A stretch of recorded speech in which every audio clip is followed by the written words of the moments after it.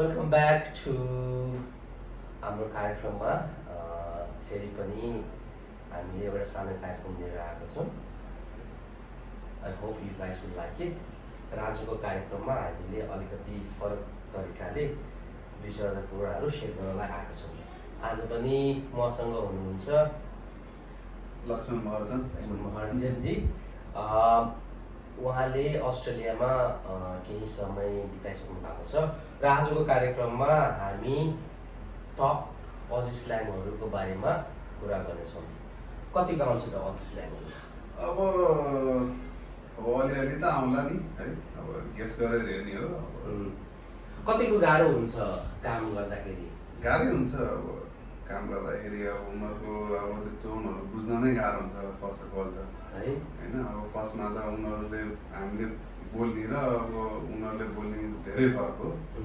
अब त्यो पछि काम गर्दै गएपछि चाहिँ बुझ्दै जान्छ उनीहरूले भनेको चिजहरू चाहिँ।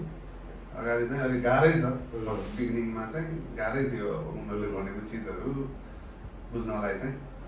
ठिक छ। एनिवे अब सुरु गरौँ है त। मसँग केही फेमस अजी स्ल्याङहरू छ अनि कतिको त्यसको मिनिङ थाहा छ भनेर सोध्छु है त म। अब सुरुमा सजिलोबाट सुरु गरौँ है त। एउटा सजिलो वर्ड छ एभो। एभो एभो भनेको एभोकाडो। यस, एभोकाडो, गुड, सही हो। एभो भनेको एभोकाडो, सही हो। सुरुमा मलाई थाहा थिएन, एभो एभो भन्थ्यो भयो त एभो भनेको एभोकाडो रहेछ। अर्को वर्ड रहेको छ चुक। चुक के हो चुक भन्दाखेरि? यो त कहिले सुनेको थिएन है, चुक भन्दाखेरि।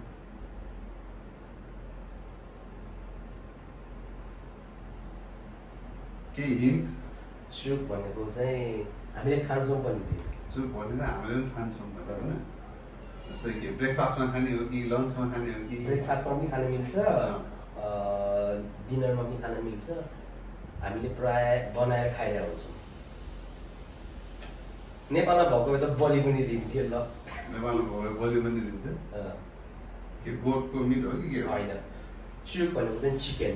ए chicken, okay. Good to know है। अर्को एउटा वर्ड चक अ युवी भनेको थाहा छ? चक्क युवी भने चक अ युवी। यो त गाह्रै रहेछ। फर्स्टको क्वेसन त सजिलै थियो है। अलिअलि गाह्रै भयो चक्क युवी भने। चक अ युवी हो। यो चाहिँ प्राय ड्राइभहरू गर्दाखेरि, ड्राइभिङमा जाँदाखेरि चाहिँ धेरै फेमस हुन्छ। चक्क युवी भनेको गाडीमा चर भनेको कि क्या हो? चक अ युवी भनेको चाहिँ युटर्न मार भनेको हो। ए चक्क युवी भनेको त एउटा ए ओके ओके ओके चक्क युवी। अर्को रहेको छ शिला। शिला शिला शिलाको जवानी त होइन नि? त्यस्तै त्यस्तै नै हो। शिलाको जवानी नै होइन भने शिला। शिला यस्तो कहाँबाट ल्याउनु तपाईँले? हो यो त धेरै गाह्रो भयो। यो प्राय युज गरिरहेको हुन्छ क्या तिनीहरूले। युज गरिरहन्छ भने चाहिँ शिला शिला नाइ त्यस्तै हो। त्यस्तै हो। यो थाहा भयो। शिला भनेको चाहिँ केटी हो कि गर्ल। ए ओके ए ए ओके। म्याकाज। म्याकल्स भनेको त म्याकडोनल्ड्स भइहाल्यो। रेजो। रेजो रेजिस्ट्रेसन। थोङ्स। थङ्स स्लिपर चप्पल। याङ्की। याङ्की यो सुन्न त सुनेको थिएँ है मैले। याङ्की याङ्की याङ्की याङ्की सुनेको थिएँ यार, केही याद गर्न सकेन है अहिले। याङ्किज भनेको चाहिँ अमेरिकनलाई याङ्किज भन्छ। ओके। अनि अर्को छ, यो त सजिलो होला।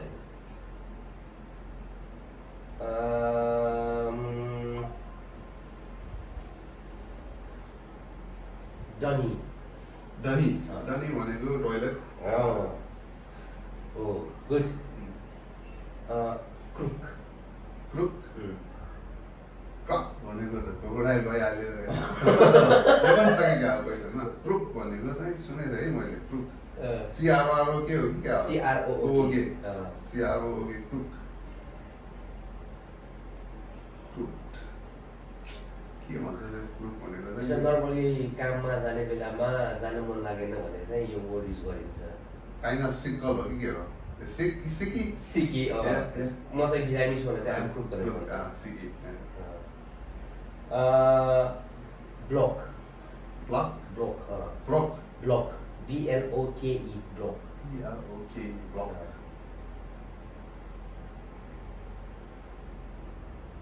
यो चाहिँ कस्तो कस्तो सिनेरियोमा युज हुन्छ अघि मैले शिला भने होइन अँ। त्यस्तै खालको सिला भनेर जस्तो कार्गो भनेपछि ब्रोक भनेपछि केटा हो क्या म्यान म्यानलाई चाहिँ, हुज द्याट ब्लक त्यस्तो अनि ब्रोली ब्रोली ब्रोली ब्रोली ब्रोकाउली नट ब्याड तर bad wrong a answer wrong answer हो ब्रोली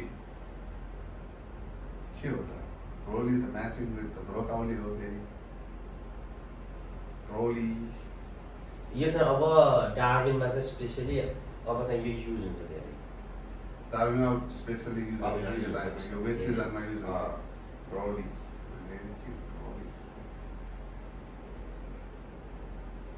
के हो स्लिपरी बाटो भन्यो कि के हो होइन स्लिपरी बाटो पनि युज हुन्छ तर नर्मली मान्छेले चाहिँ युज गर्छ यो। के हो रहेछ त? अब वेट सिजनमा युज गर्छ भनेपछि तिमी हिँडेर गइरहेछौ कतै के बुट सुट हो कि अम्ब्रेला अम्ब्रेला ए अम्ब्रेला अम्ब्रेला चाहिँ ट्रोली ट्रोली ओके अब लास्ट एउटा है त ल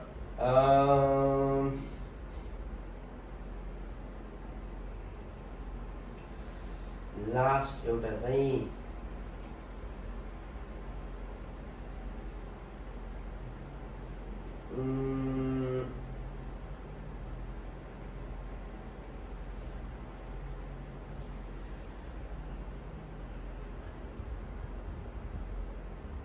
ससेट भनेको के हो ससित ससित के ससेस ससेट